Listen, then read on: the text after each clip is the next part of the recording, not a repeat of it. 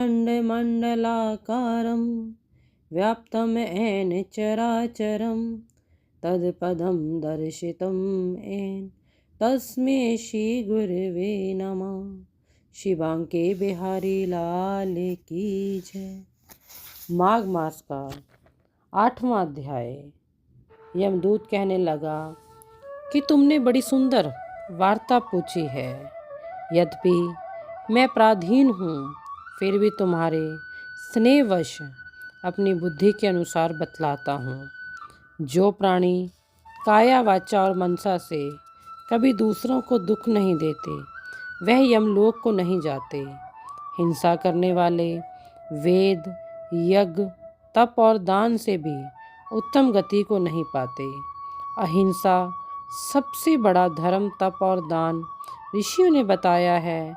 जो मनुष्य जल या पृथ्वी पर रहने वाले जीवों को अपने भोजन के लिए मारते हैं, वे कालसूत्र नामक नरक में पड़ते हैं और वहाँ पर अपना मांस खाते और रक्त पीकर तथा पीप की कीच में उनको कीड़े काटते हैं।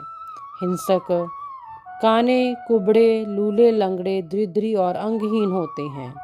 इस कारण इस लोक तथा परलोक में सुख की इच्छा करने वाले को काया, वाचा और मन में दूसरों के प्रति ईर्ष्या द्वेष नहीं रखना चाहिए।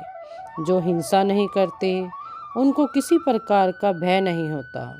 जिस तरह सीधी और टेढ़ी दोनों प्रकार की बहने वाली नदियाँ समुद्र में मिल जाती हैं, वैसे ही सब धर्म अहिंसा में प्रवेश कर जाते हैं।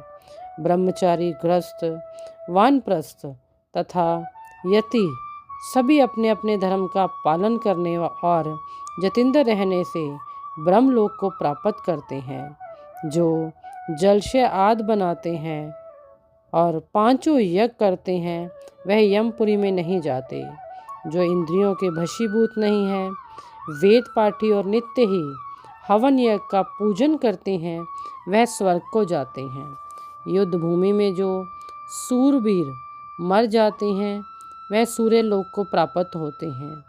जो अनाथ, स्त्री, शरण में आए हुए तथा ब्राह्मण की रक्षा के लिए प्राण देते हैं, वह कभी स्वर्ग से नहीं लौटते। जो मनुष्य लूले, लंगड़े, बाले, वृद्ध, अनाथ तथा गरीबों का पालन करते हैं, वह भी स्वर्ग में जाते हैं।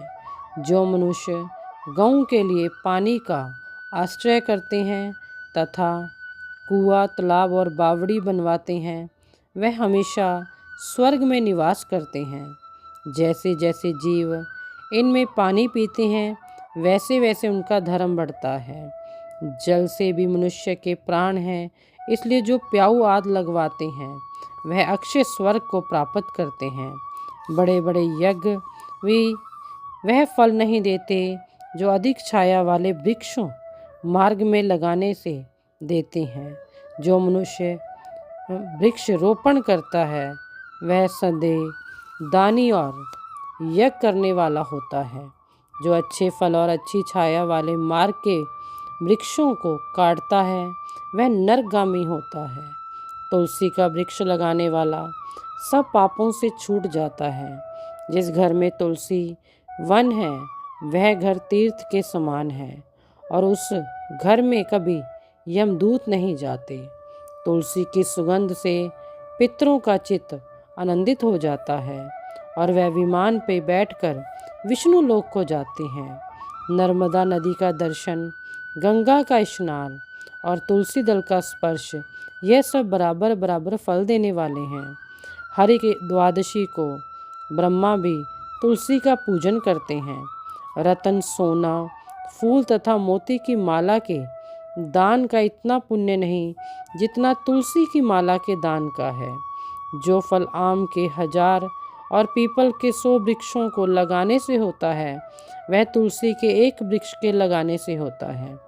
पुष्कर तीर्थ, गंगा आदि नदी, वसुदेव आदि देवता सभी तुलसी में वास करते हैं। जो 1 बार, 2 या 3 बार रेवा नदी से उत्पन्न शिव मूर्ति की पूजा करता है अथवा पत्थर रतन के पत्थर के आप निकले हो तीर्थ में, पर्वत या वन में रखी हुई शिव की मूर्ति की पूजा करता है और हमेशा ओम नमो शिवाय मंत्र का जाप करता है, यमलोक की कथा भी नहीं सुनता, पर संग सशत्रुता अभिमान से शिव पूजा के समान पापों को नष्ट करने वाला तथा कीर्ति देने वाला 3 लोक में और कोई काम नहीं है। जो शिवालय स्थापित करते हैं वह शिवलोक में जाते हैं।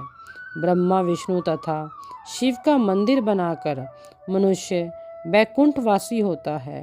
जो भगवान की पूजा के लिए फूलों का बाग लगाते हैं वह धन्य है। जो माता पिता देवता और अतिथियों का हमेशा पूजन करते हैं वह ब्रह्मलोक को प्राप्त होते हैं। प्रिय बंधुजनों, किया गया दान, किया गया तप, लिया गया हरि नाम कभी व्यर्थ नहीं जाता।